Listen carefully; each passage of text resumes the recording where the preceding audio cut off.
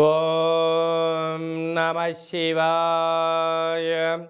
ఓం నమో నారాయణాయ.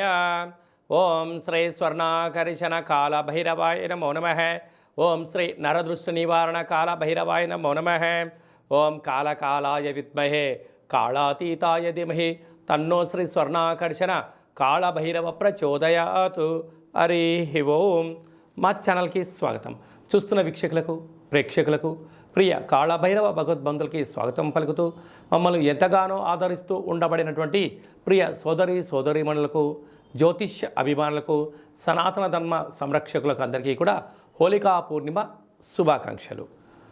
అలాగనే మార్చి నెల 16వ తారీఖు నుండి 31వ తారీఖు వరకు పుట్టినటువంటి వారందరికీ ముందస్తుగా జన్మదిన శుభాకాంక్షలు. 16/3/2024 నుండి 31/3/2024 వరకు ద్వాదశ రాశుల్లో గ్రహ గమనాన్ని ఒకసారి వీక్షింపచేద్దాం. మేషరాశిలో గురు సంచార స్థితి, కన్యరాశిలో కేతు సంచార స్థితి, కుంభరాశిలో కుజుడు శుక్రుడు మరియు శని సంచార స్థితి, మీనరాశిలో రవి బుధ మరియు రాహు సంచార స్థితితో ద్వాదశ రాశుల్లో గ్రహ గమనాలు ఈ విధంగా ఉన్నాయి. కుంభరాశి వారు ఆదివారం అష్టమి, ఆదివారం పూర్ణిమ సందర్భంగా ఎలాంటి విధులను పాటించాలో ఈ వీడియోలో సవివరంగా సంపూర్ణంగా తెలుసుకుందాం.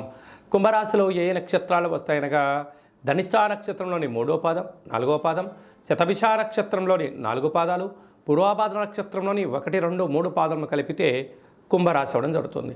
చాలామందికి పుట్టినటువంటి కాల సమయంలో డేటా ఆఫ్ బర్త్లో లేనటువంటి కారణం వలన పేరు యొక్క మొదటి అక్షరాన్ని అనుసరిస్తూ ఆ రాశిని తెలుసుకునే ప్రయత్నం అవుతుంది. అవి ఏ అక్షరాలు అన్నట్లయితే గు, గే, గో, సా, సి, సు, సే, సో, ద అక్షరాల వారందరూ కూడా కుంభరాశి జాతకులే.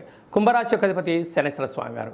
వీరికి మధ్యమ ఏలనాటి శని సంచార స్థితి, రాశిలోనే కుజుడు, రాశిలోనే శుక్రుడు, రాశిలోనే శని సంచార స్థితి, ధనావాకు కుటుంబ స్థానంలో రవి బుధ రాహు సంచార స్థితి, తృతీయంలో గురువు, అష్టమంలో కేతు సంచారం చేయడం వలన వృత్తులలో, ఉద్యోగాల్లో, వ్యాపారంలో స్వల్పమైనటువంటి మార్పులు, ఆటంకాలు, గృహ మార్పు, ఉద్యోగ మార్పు ఉండే పరిస్థితి ఉంటుంది.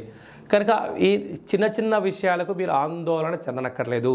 వృత్తులు, ఉద్యోగ, వ్యాపార కార్యక్రమం చేసేవారందరూ కూడా స్వయం నిర్ణయం మీద పట్టుదలతో ఏకాగ్రతగా ఆధ్యాత్మిక చింతనగా మీరు చేయగలిగినట్లయితే అన్నింటా విజయం మీ సొంతం అవుతుంది. ధర్మంగా ఉండడం, న్యాయంగా ఉండడం, మంచి సత్ప్రవర్తన, సత్ ఆరోగ్యం వలన మీరు ఉన్నత స్థాయికి ఎదగడానికి అవకాశాలు ఉన్నాయి.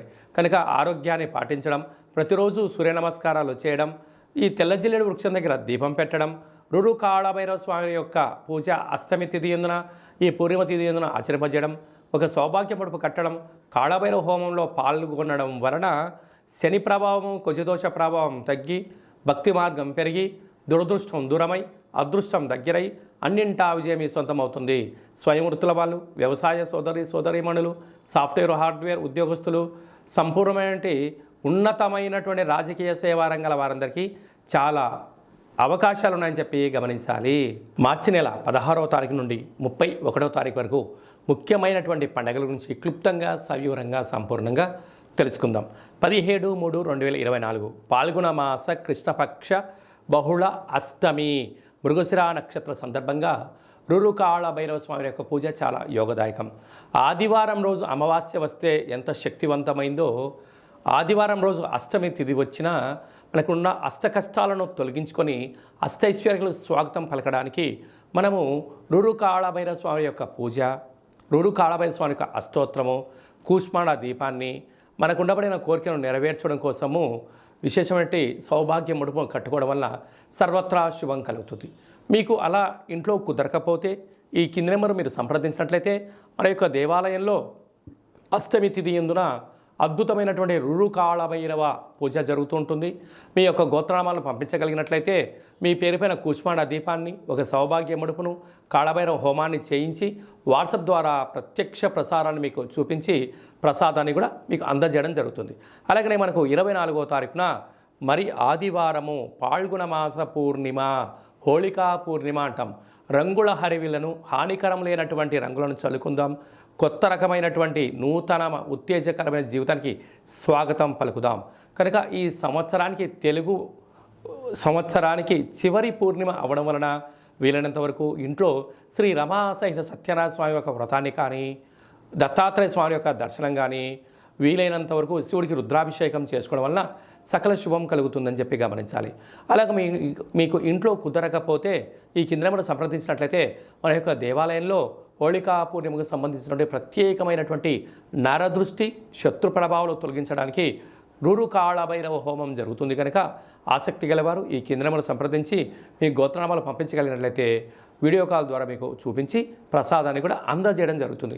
ఇంకను మార్చి నెలలో మనం అద్భుతమైన విజయాలు సాధించగలగాలి అన్నట్లయితే ఈ యొక్క పాత్రను కంచు పాత్ర అంటారు. మనకు రాసులు 12 ఎలా ఉంటాయో 12 రాసులను ఇందులో అచ్చు వేయడం కూడా జరుగుతుంది. కనుక ఈ యొక్క పాత్ర యొక్క విశిష్టత ఏమిటయ్యా అనగా కంచు మోగినట్టు కనకము మోగదు గదరాసు మతి అని చెప్తారు. అలాగా ఈ యొక్క కంచు పాత్రను ప్రతిరోజు ఉదయం మనం ఇంట్లో స్నానం చేసి పూజ చేసుకున్న తర్వాత అగరబత్తులు వెలిగించిన తర్వాత ఒక్కసారి ఈ యొక్క కర సహాయం చేత ఇలా కొట్టినట్టయితే ఓంకార శబ్దం రావడం జరుగుతుంటుంది. ఈ యొక్క ఓంకార శబ్ద ధ్వని ద్వారా అద్భుతమైన శక్తిని సంపాదించవచ్చు. ఎలా వస్తారో గమనిద్దాం.